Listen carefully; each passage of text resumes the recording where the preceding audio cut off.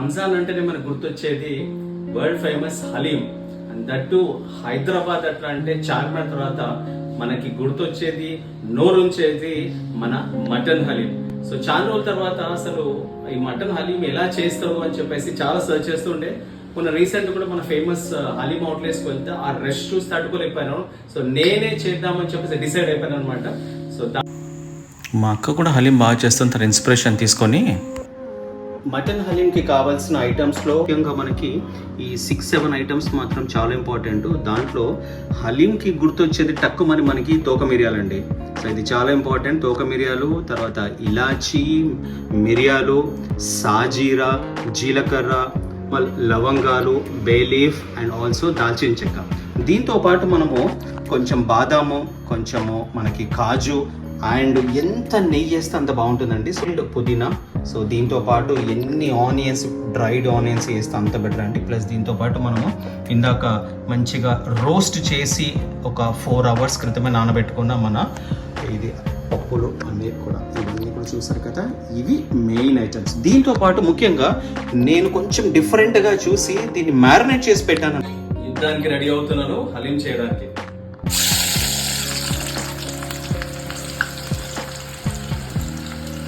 Onions deep fry అవుతుంటే మాత్రం కమ్మటి వాసన అయితే మాత్రం పర్ఫెక్ట్గా వస్తుంది. So the most important item ఇప్పుడు మనకి మసాలాస్, మటను, తర్వాత ఇది వేసుకునే ఇంపార్టెంట్ స్టెప్ ఇదన్నమాట. ఇవన్నీ కూడా దాంట్లో వేసి మంచి ప్రాపర్గా కలిపేసి ఒక 8 to 9 విజిల్స్ వచ్చేంత వరకు అయితే మాత్రం వెయిట్ చేయాలి. ఓకే, సో మసాలాస్ అన్నీ కూడా ఒక్కొక్కటి మళ్ళీ ఇంకొకసారి చెప్తున్నాను. కొద్దిగా సాజీరా అండ్ ఒక 10 to 12 మనకి లవంగాలు, దాంతోపాటు 2 దాల్చిన చెక్క, ఒక 2-3 మనకి బే లీఫ్, దాంతోపాటు మోస్ట్ ఇంపార్టెంట్ ఇందాక చెప్పాను కదా మనకి తోక మిరియాలండి. అండ్ ఆల్సో మనకు ఒక 5 ఇలాచి అండ్ ఒక టేబుల్ స్పూన్ అంతా కూడా మనకి ఇది మిరియాలు వేసుకున్నాను అండ్ కొద్దిగా జీలకర్ర. సో ఇవన్నీ కూడా మనం దీంట్లో ఆనియన్స్తో పాటు మనము మటన్ వేసే ముందు ఇదన్నీ కూడా మసాలాస్ అన్నీ కూడా మంచిగా ఒక లైట్ బ్రౌన్ కలర్ వచ్చేంత వరకు కూడా మనం లైట్ ఫ్రై చేసుకుందాం. దీన్ని అన్నీ కూడా లో ఫ్లేమ్లో మాత్రమే చేసుకుందాము. ఒకసారి మటన్ వేసిన తర్వాత హై ఫ్లేమ్ పెట్టేసి మనము మూత పెట్టి లీడ్ పెట్టేద్దాం. దీంట్లో మనము స్లైస్ చేసుకున్న మిర్చి కూడా వేసేద్దాం. అయితే మాత్రం ఒక 15 మిర్చీస్ వేసుకున్నాను. తెలంగాణ, హైదరాబాద్లో కొద్దిగా మనము స్పైస్ మసాలా కొద్దిగా కారం ఎక్కువ తింటాం కాబట్టి మనకి దీంట్లో మిర్చి అండ్ మిరియాలు ఎంత వేసుకుంటే అంత కొద్దిగా స్పైస్ తగిలితే బాగుంటుంది. మటన్ మాత్రం నేను సీనా కూర అండ్ చాప్స్ తీసుకున్నాను. ఎందుకంటే అంటే సీనా కూర అండ్ చాప్స్ మాత్రం మనకి చాలా బాగా మనకి దీంట్లో కాల్షియం ఉంటుంది కాబట్టి బోన్లో అదంతా కూడా దాంట్లో సూప్ లాగా వస్తుంది. అండ్ సీనా కూర చాలా బాగుంటుంది టేస్ట్ కూడా.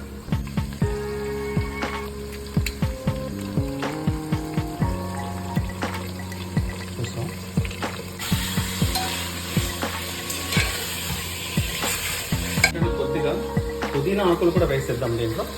ఆ ఫ్లేవర్ దానికి మటన్కి దానికి అంతా కూడా బాగా వస్తుంది. ఒక పెద్ద మగ్గు మనం దీంట్లో వాటర్ పోసేసి కొద్దిగా మనం దీన్ని ఇలా కలిపేసి మనము లో టు హై ఫ్లేమ్లో ఒకసారి మూత పెట్టేస్తామట్లా అనుకోండి. లెట్స్ వెయిట్ ఫర్ వేసాను. నౌ లో టు మీడియం ఫ్లేమ్లో మనం దీన్ని ఒక 8 to 10 విజిల్స్ వచ్చేంత వరకు మనం అయితే వెయిట్ చేయాలి.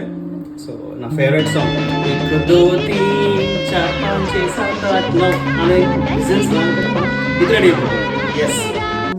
రవ్వ అన్ని పప్పులన్నీ కూడా మనం ఇందాక కుక్కర్ చేసుకున్నాం కదా. 2 steams వచ్చిన తర్వాత దీన్ని మంచిగా పప్పు గుత్తితోటి హ్యాపీగా మనం దీన్ని ఇలా మనం స్మాష్ చేసుకుందాం. దీనివల్ల ఒక అడ్వాంటేజ్ ఉంది. మటన్తో కలిపిన తర్వాత చేసుకునే టైం ఎక్కువ పడుతుంది. ఒక 2 విజిల్స్ తీస్తే మాత్రం మనకి ఇది రవ్వ మంచి పేస్ట్ అయ్యి దాంట్లో కలిపిన తర్వాత టేస్ట్ కూడా ఎన్హాన్స్ అవుతుంది.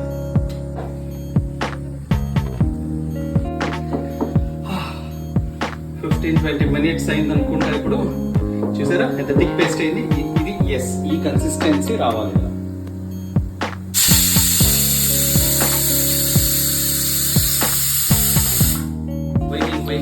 వెయిటింగ్ ఈ విజిల్స్ సౌండ్ వస్తుంటే లోపలికి వెళ్ళి ఇట్లా ఆనందం ఫీలింగ్ అనేది వస్తుంది అనమాట. అట్లా నేను రెడీ అవుతుంది కదా. ప్రతి whistle is taking me near to haleem.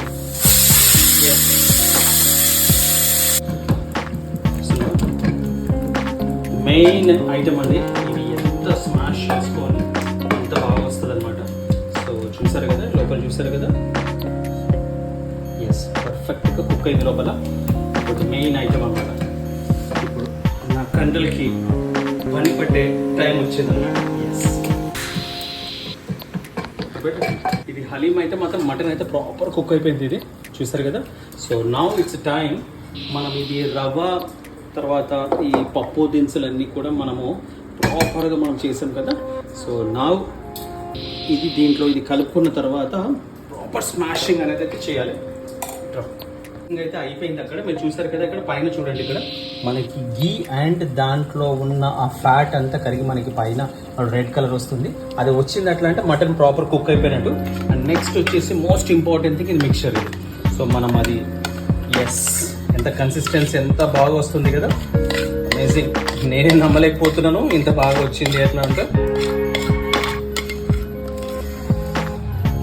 Yes,